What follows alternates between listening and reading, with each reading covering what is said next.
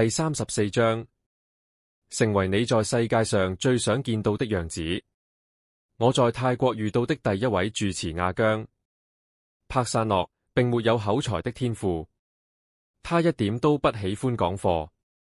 他會這樣做，原因只有，這是在他這個職位上該做的事。但觀察他每天的一舉一動，就會看到他的傑出之處。看看他是如何花時間和來到自己身邊的人相處，以及耐心地對待每一個人。有些造訪者相當傲慢，想要吹噓自己的心靈狀態，以及他們自以為的成功。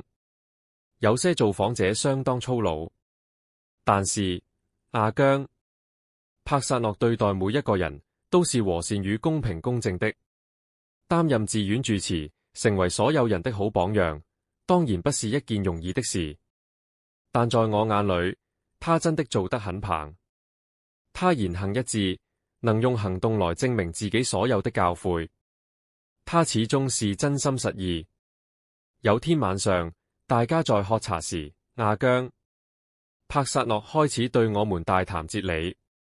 我媽媽正是在這一天問他，出家後多久才回加拿大探視家人，所以這可能是讓他勾起特別回憶的原因。他開始描述自己16年來第一次回家的情景。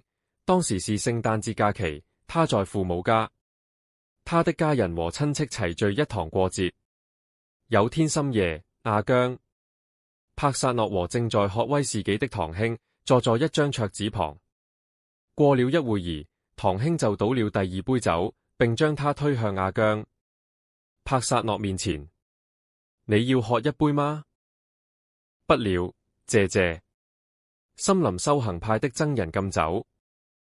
哦，喝啦，反正又沒人知道。堂兄勸誘着。這時阿姜柏薩諾抬起頭看着他，沉靜又真誠地回答：我會知道。我記得他說這話時，我脖子後的汗毛直豎。對我來說，當一則教誨來自我覺得放心、信任且尊重的人時，有時會特別有分量。這樣的人即便只是說了非常簡單的事，但最後依然能引發我的共鳴，因為我對說話者很有信心。這就是為什麼那一刻這麼有啟發性，也是我有生以來收到最棒的一項提醒，告訴我為什麼過誠信的生活是值得的。這就是我想實踐道德的方式，這就是我想為自己言行負責的方式。我之所以想在完好的道德指南針的引導下問心無愧地生活，並不是有那本書或那些布滿塵埃的舊宗教手冊宣稱我該這麼做，或者因為我希望在別人面前顯得正直，也不是因為有個白髮老人正坐在雲上計算我的功過。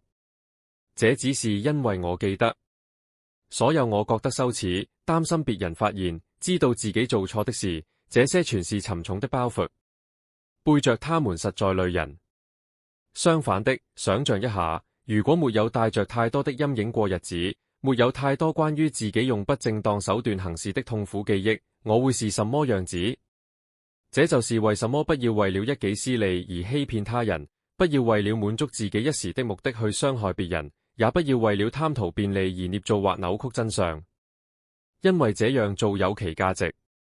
會做以上事情是人之常情，大多數時候要做這些事是很容易的。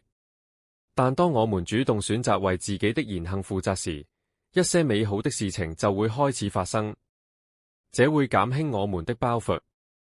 我們這樣做不僅是為了別人，最主要還是為了自己。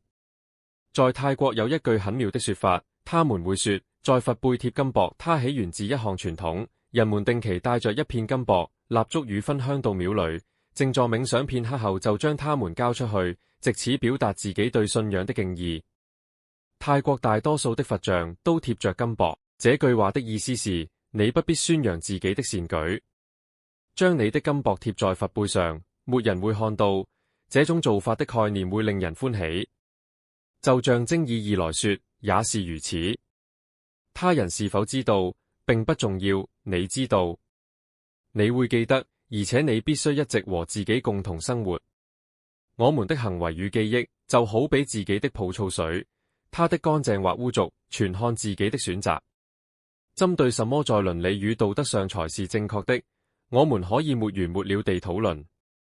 幾千年來，哲學家們一直在探究這個問題，但對我來說，它可以歸結為一個簡單的事實：我有良心，我會記得自己做過的事與說過的話，這些事會在我的行囊裏，我也可以選擇要打包什麼東西。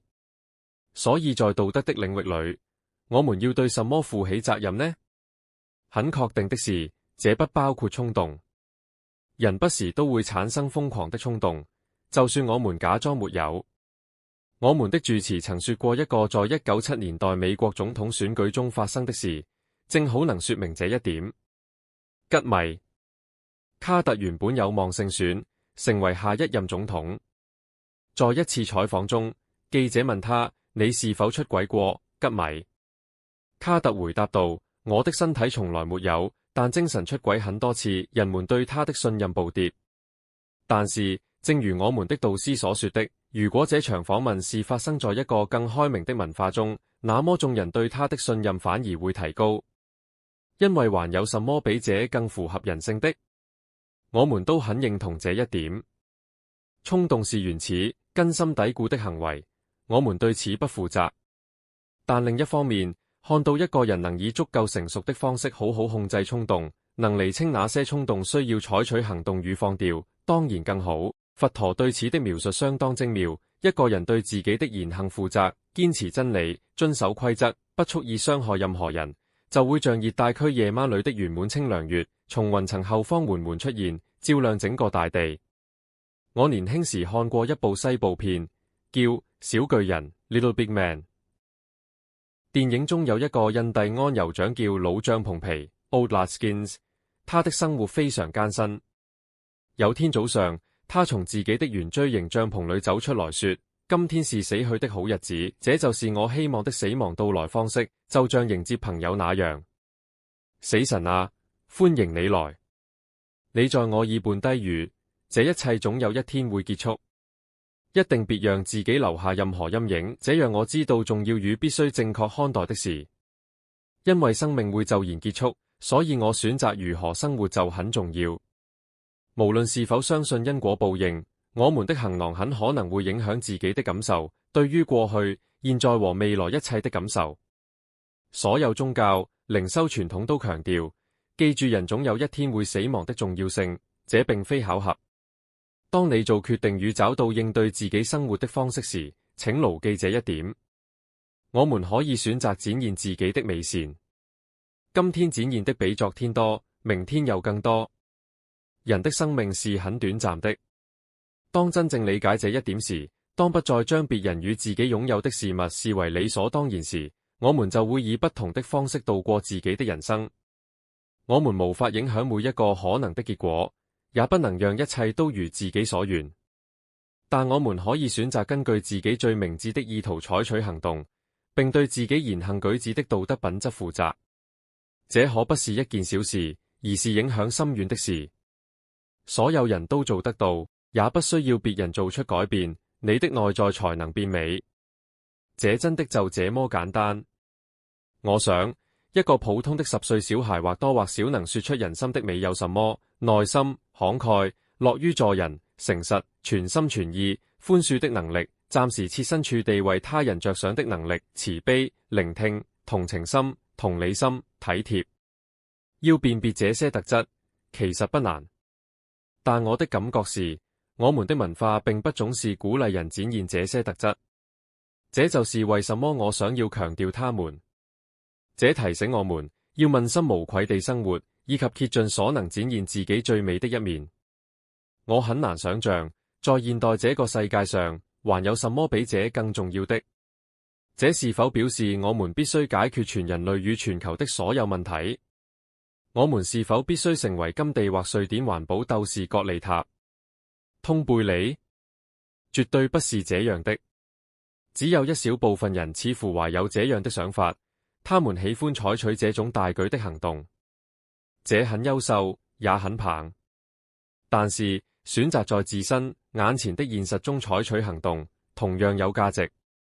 你可以留意日常的態度、小事情的奇蹟，並注意到，在自己最容易與最上手的事以外，你對其他的事選擇了多一點耐心、諒解、寬容、真誠與支持。生活真的只是由這些小事情構成，它們累積在一起時，就能形成大事。每個人的人生都已經有夠多的挑戰了，所有人每一天都會遇上不同的十字路口。我應該走方便的路，還是走慷慨、美麗、包容、關懷的路？從長遠來看，這兩條路通向截然不同的目的地。當我們用心覺察內心的道德指南針時，生活會變得更輕鬆、更自由。我經常看到這方面的證據。我們並不是生活在沒有規律、冷漠的世界裏，實情完全相反。這種存在是互相呼應的，宇宙會回應我們言行背後的意圖。我們發出的東西，最終會回到自己身上。我們看到的世界不是它的樣子，世界是我自己的樣子。所以要成為自己在世界上想見到的樣子。有個讓我印象深刻的故事，是關於一個沿着海灘散步的小女孩。在一夜風雨過後的早上，海灘有許多被海浪沖上岸的海星。小女孩拾起一枚海星，將它拋回海裏，再拾起下一枚，又將它拋進海裏。這時，一名脾氣很暴躁的老人走了過來。喂，小朋友，你在做什麼？我將海星扔回海裏，要救他們啊！好，但拜託，這片海灘上有幾萬，甚至是幾十萬的海星，你扔回區區那幾枚海星，根本沒什麼作用，你懂吧？小女孩並不氣餒，又拾起一枚海星拋入海中，然後說道：這對她很重要。出家17年後，我有將近20年的流行文化要惡補，包括要讀的書籍、要觀賞的電視劇和電影，而且我還採取非常慢的方式追趕。有部較近期的電視劇，我特別迷，它是挪威影集《羞恥》（Skam）。這部影集精彩描繪了青春，完全從青少年的角度出發。劇中的成年人就像背景布幕，他們的臉甚至很少出現在畫面上。這部影集中最搶眼的一個角色名叫諾拉，她的外表漂亮，心地更美，我很喜歡她。我會將她形容為許多人夢寐以求的朋友，而且有些人可能要夠幸運才能擁有這樣的朋友。這樣的朋友永遠支持你，和你站在同一陣線。為了幫助你，這個朋友也準備好要遠遠地跨出自己的舒適區。你對這個朋友無比信任，原因在於你們之間有許多充滿愛的過去，也因此他說的話就算再逆耳，你也必須聽進去。劇中有一幕，諾拉站在鏡前正在吹乾頭髮，在鏡子的左邊，我們會看到一張便利貼，上面寫着：你遇見的每個人都在進行一場戰鬥，你對此一無所知。與人為善，永遠如此。